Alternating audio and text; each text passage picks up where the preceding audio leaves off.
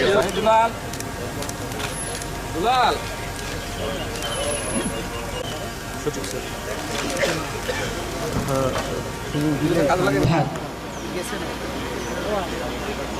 আমরা দেখতে পাচ্ছি এবারে সড়কের ৭০তম কিলোমিটারের রামনাবাদ সেতু নির্মাণ কাজের ভিত্তিপ্রস্তর স্থাপন আমরা দেখতে পাচ্ছি।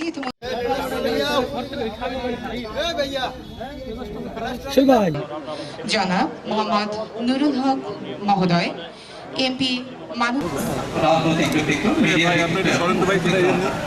রামনাবাদ এই যে ব্রিজ এটা ৮৮৩ মিটার সম্ভবত এটার দৈর্ঘ্য।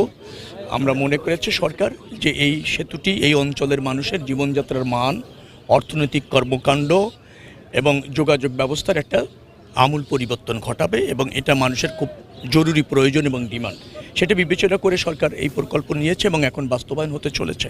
আমরা আশা করছি এই অঞ্চলের মানুষের দীর্ঘদিনের যে দাবি, দীর্ঘদিনের যে ভোগান্তি তার অবসান হতে চলেছে এবং এটাই হচ্ছে একটা জনবান্ধব সরকারের কাজ, একটা নির্বাচিত সরকারের দায়িত্ব। এখানে মেম্বার অফ পার্লামেন্ট যিনি আছেন তিনিও সে ব্যাপারে সজাগ সচেষ্ট, তিনিও এই অঞ্চলের মানুষের আকাঙ্ক্ষা ধারণ করেন এবং অধিকারগুলি প্রতিষ্ঠিত করতে চান।